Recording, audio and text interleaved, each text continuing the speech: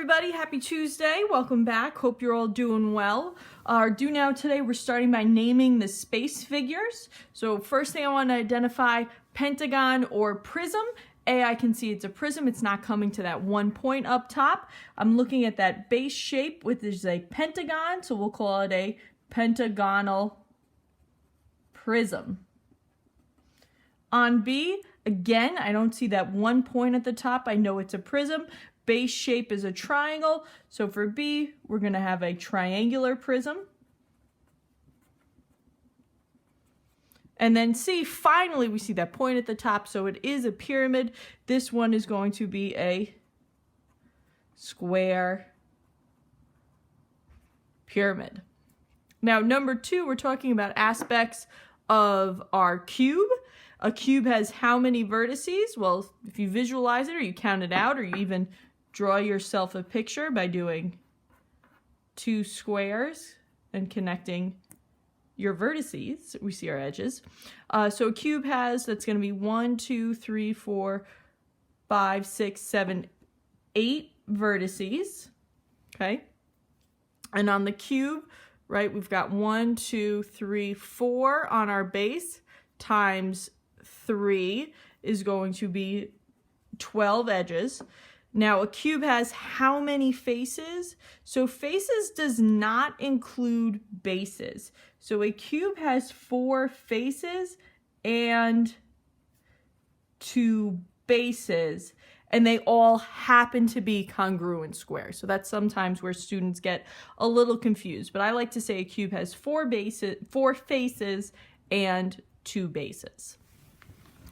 Today we're going to take a look in our booklet on page 32. We're going to look at the surface area of our prisms and our cylinders. The surface area is just the outside portion of a shape. I like to think of it, if I was to take a figure and paint it, it's where I would paint it. We're painting on the outside. It's not the space that takes up the inside. That's volume. That's what we're going to look at tomorrow. And one of the biggest things with surface area is really visualizing our figure.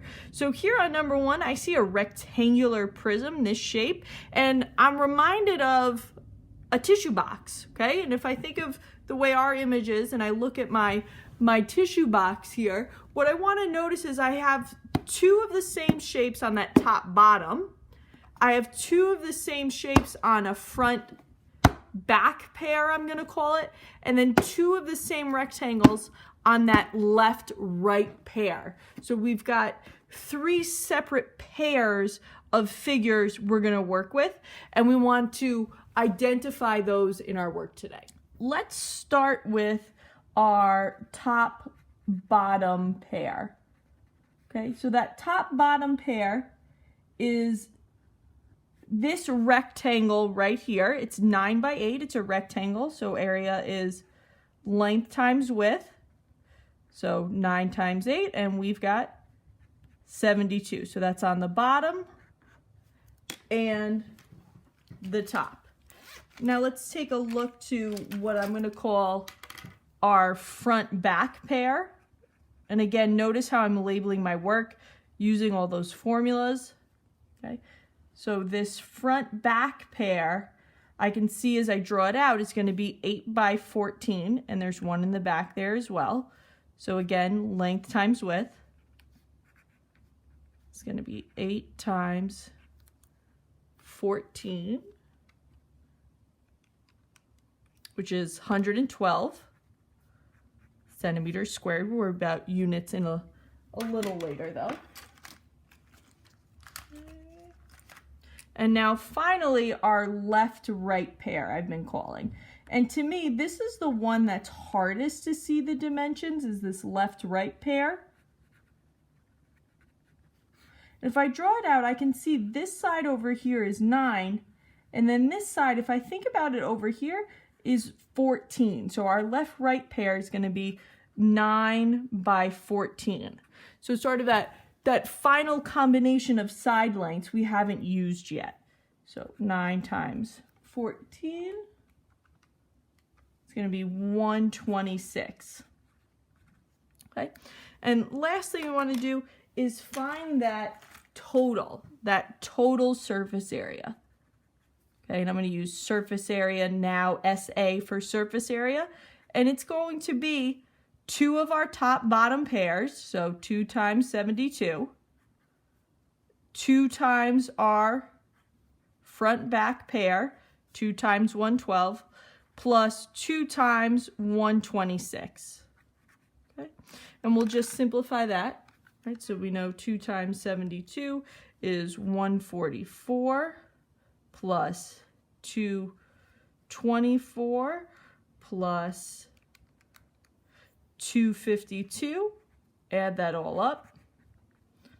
144 plus 224 plus 252 gives us a total surface area of 620 centimeters squared. And because it is area, we still have square units, and we use SA for surface area.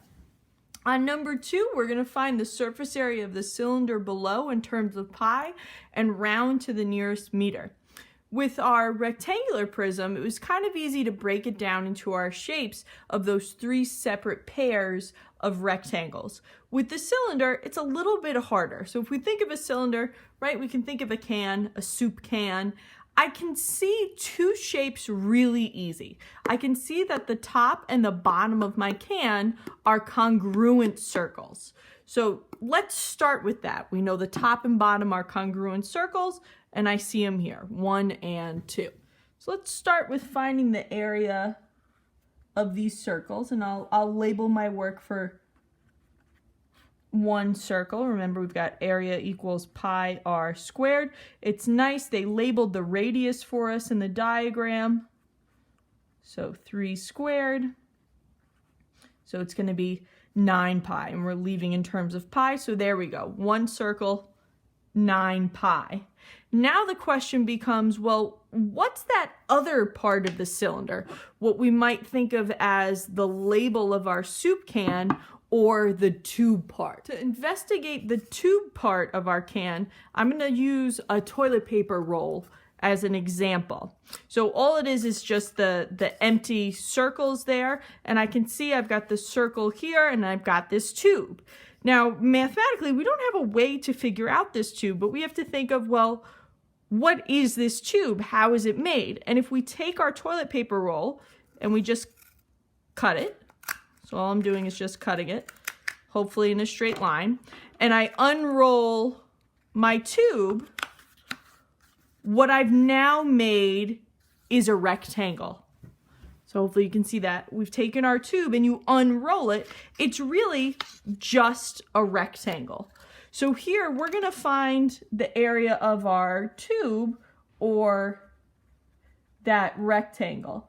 Now you might be asking, well, how do we know the pieces of this rectangle? Well, we know one dimension as that height of our cylinder. Even though it's on the side, we'll still call it its height. So we know one piece of our length times width. That's going to be our height, which in this case is 15. Okay, so we've got right here our height. Well, where's that other dimension coming from? Where are we going to get the width? And if we think about rolling and unrolling the tube, that width, what I just pointed out, is right here. When the tube's rolled up, it's the circumference of our circle. Unroll it with the rectangle, rolled up, circumference of our circle. Okay? So that width here is actually going to be our circumference. So now we've got to find our circumference, which is pi times diameter, or 2 pi r, which might be more convenient in this scenario. So to find our area, we're going to do our height, 15, times our circumference. So 2 pi times our radius, 3. Let's simplify that there. So that's going to be 15 times 6 pi. And yes, I know these aren't like terms. One has pi, one doesn't, but yes, we can multiply them just like we'd be able to do 15 times 6x. So let's do that. So 15 times 6 pi is going to be 90 pi. Okay.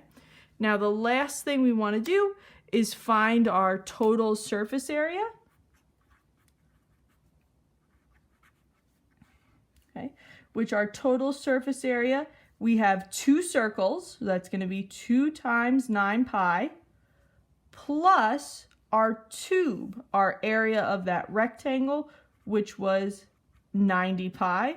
Look at that, everything's in terms of pi, so that'll be 18 pi plus 90 pi, which is 108 pi meters squared. And last thing we want to do, and rounded to the nearest meter, so we're also going to multiply by pi and figure out what that is rounded to the nearest meter. And that's going to be 339 meters squared. And we've got both answers there. I'd just like to take what we did here, discovering our surface area of our cylinder, and just kind of formulate it into a traditional formula, because this is how mathematicians discovered it. Just like I showed you, I don't think they used a toilet paper roll way back in ancient Greece, but something similar. So our formula for surface area of a cylinder